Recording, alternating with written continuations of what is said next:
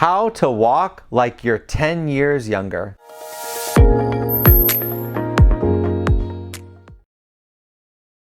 Hi, my name is Doug. I've been a physical therapist for 30 years and I specialize in helping people with balance problems learn to walk again.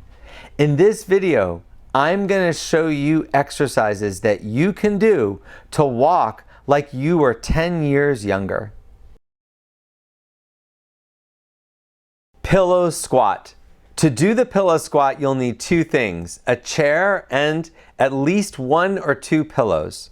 What you want to do is put the pillows underneath you so their pillows are sitting on the chair so that when you sit down, you're not sitting down all the way. Then what you want to do is cross your hands across your chest and practice standing all the way up and sitting back down.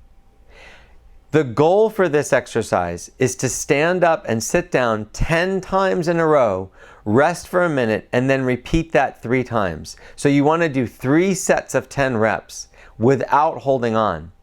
But in the beginning, you might find that you can only do 2 or 3 times without holding on to the chair. In fact, some people, even with the pillows, they may have to grab the arms of the chair to push off, and that's fine. You have to start somewhere with strength. But the goal for this exercise is to do it without holding on, 3 sets of 10 repetitions. Wall leans. To do this exercise, you want to be standing against a wall. Where you put your feet will determine how difficult the exercise is. So in the beginning, just bring your heels about 4 inches away from the wall.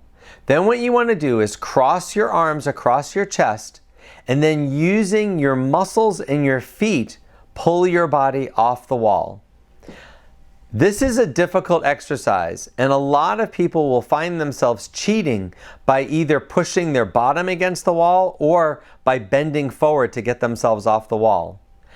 What you want to do if you find that you're doing that is bring your feet closer to the wall. The only thing that you should be using to pull yourself forward is the muscles in the front of your shin, which are the muscles that lift your toes. So if you find that you're not lifting your toes as you bring yourself off the wall, you're either doing it without your feet far enough away from the wall, or you're cheating and using your bottom or your upper body to push off. So when you're doing it correctly, your feet are a few inches away from the wall. You're actually lifting your toes up as you come forward. Now, to make this exercise harder, you want to bring your feet further and further away from the wall. But there's a limit. Obviously, when you get your feet too far away from the wall, you're not going to be able to bring yourself off the wall without cheating. So I would say the maximum is about 12 to 18 inches of your heel away from the wall. I would practice this 5 to 10 times every day. There's not really sets and reps to doing this. This is really more of a balance challenge activity, but it's a great way to practice bringing your weight forward. So many people have trouble learning to bring their weight forward when they're walking. They end up putting all their weight on their heel, which is why a lot of people fall backwards, not forwards, when they stumble. This is just a good exercise that builds proprioception, awareness of where your body is in space, and helps you, if you ever lose your balance and you're falling backwards, this will help you bring your weight back forward again. Stepping forward over an object. To do this activity, you need 2 things. One is something sturdy to hold on to, like a countertop or the back of a chair. And the other is something to step over. You can roll up a towel or put a piece of tape on the ground, just something that you can see that you know you have to step over. What you want to do is step over with one leg and then with the other, and then step over the same object back to your starting position. Now it's fine in the beginning to hold the countertop the whole time. It's hard to do this exercise, and for a lot of people, this requires a lot more balance than they're used to having. This is a great balance challenging activity, but you want to be safe. Your goal with this exercise is to step forward 3 times without holding the countertop. But in the beginning, it's fine if you hold on, and it's fine if you have to put one finger or your whole hand on the countertop the entire time. Heel raises. To do a heel raise, you need something sturdy to hang on to. You can use the back of a chair, the back of a couch, even the kitchen sink. All you want to do is raise on your toes. You're standing up as high on your toes as you can go, and then coming back down with your heel flat on the ground. You're going to repeat this 10 times. Your goal with this exercise is to do 3 sets of 10 reps. That means doing it 10 times, resting for a minute, and then repeating that for 3 sets. In the beginning, it's fine if you can only do 5 repetitions or 3 repetitions. This is how you build strength back again. You just have to repeat it. Doing it every day, once a day, is the key to getting your strength back again. Sidestepping. To do this exercise, you just need something sturdy to hold on to. A countertop or some type of bar on the wall works the best. All you want to do is stand up straight and take a step to the side. You want to do 2 to 3 steps in one direction and then go 2 to 3 steps in the other direction. The reason is you don't want to get away from the countertop. So you want to go 3 steps in one direction and then 3 steps in the other direction. The goal is to do this 3 times without holding on. So that means stepping 3 steps to the right without holding on, 3 steps to the left holding on, repeating that 3 times without holding on.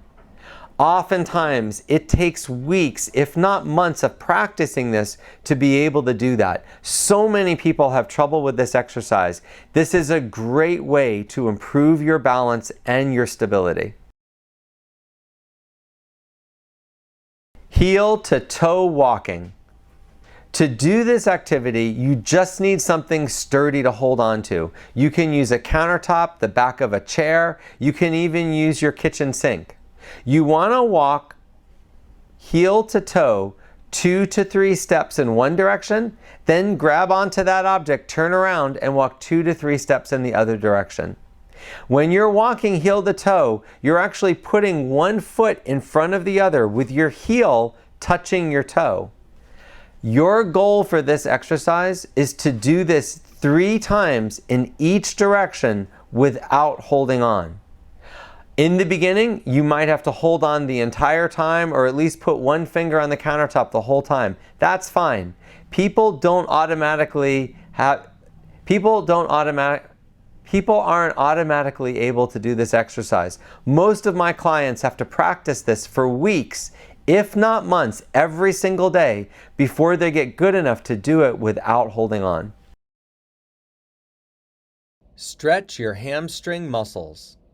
The hamstrings are the large muscles behind your thigh that help you bend your knee up behind you. These muscles help us when we're walking, standing, and going up and down stairs. The safest way to stretch it is to use a chair. You put one foot up on the chair, and then keeping your back straight, you want to lean your upper body towards your leg.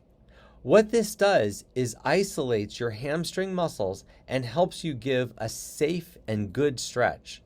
You want to lean forward until you first start to feel a stretch. Don't hurt yourself. You should not feel any type of pain, especially severe pain in your hamstrings. That means you're pushing too hard.